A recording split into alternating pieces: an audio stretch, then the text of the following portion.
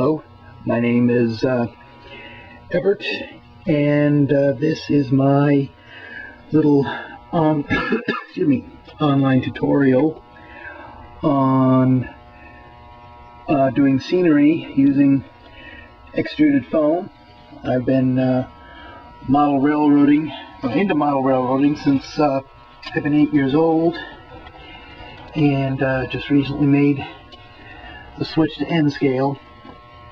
And the techniques I'm going to show you, at least these ones I've been able to figure out that have worked for me, are applicable to any scale you happen to be modeling in.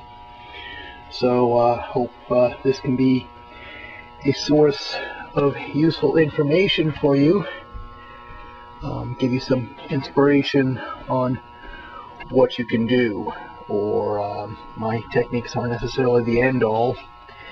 It's just my way of doing things, and feel free to modify or enhance or make changes as you see fit.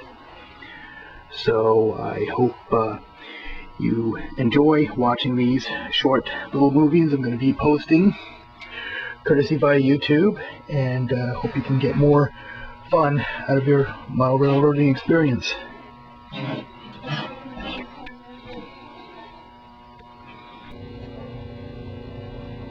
Well, the first thing you're going to need to do is get a hold of some foam. This is the 2-inch thick extruded foam, and you should be able to get it at any home improvement center like Home Depot or Lowe's or Menards. Might be a little bit more difficult to get your hands on it if you live in a more temperate climate here in the States, but for the most part it should be readily available. Comes in various thicknesses. This is a 2-inch thick foam. This is a 3/4 inch, and it comes in 4x8 sheets.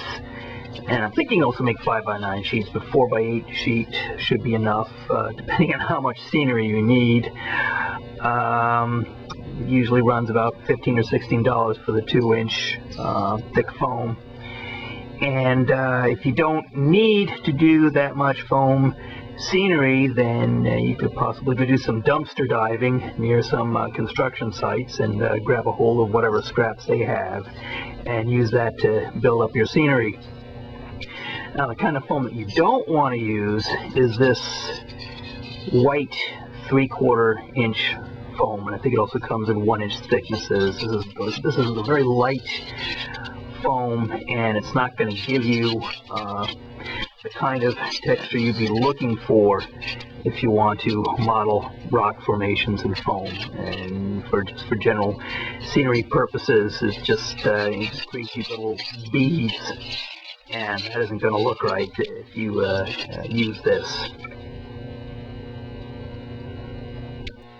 Next items you're going to need to get are some tools for cutting your basic shapes out, basic pieces for gluing in place. This is a drywall saw. You can pick that up for $5 or $6, or maybe even less. And if you don't even want to do that, if you have a spare hacksaw blade lying around, that works just great too on the foam. That'll cut it up pretty quick.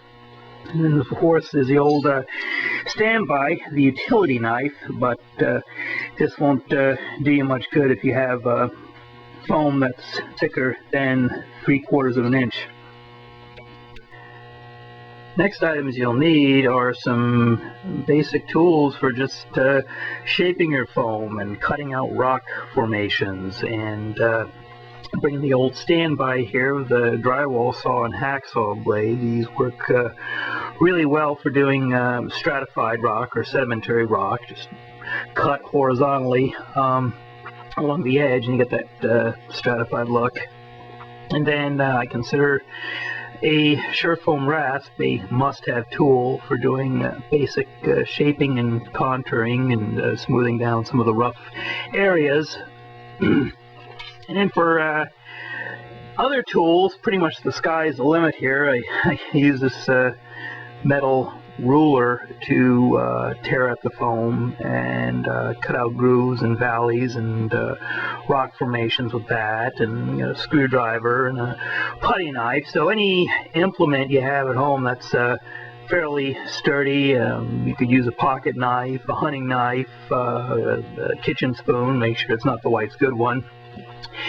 And you can also use a hot wire foam cutter. I got this at Hobbytown for 25 bucks, but haven't really used it that much just because I found using these other implements here got the job done a lot faster.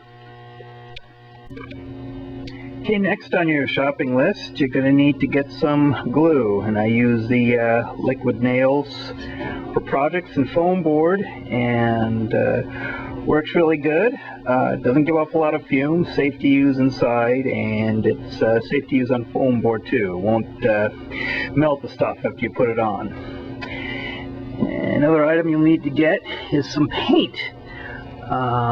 Flat latex wall paint will do the trick. Get the cheapest stuff you can, because you're going to be covering it with scenery and acrylic washes, so it's not going to matter. You don't need the high quality stuff. And I use a light base, light brown, and what base you use depends on the kinds of rock you're modeling and the kinds of scenery.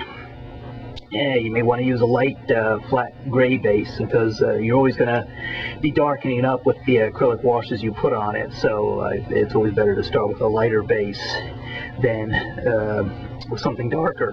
And of course, if some things don't turn out the way you want them to, you can always go over the scenery with the paint again if it doesn't, the washes don't work out and it doesn't look the way you want it to.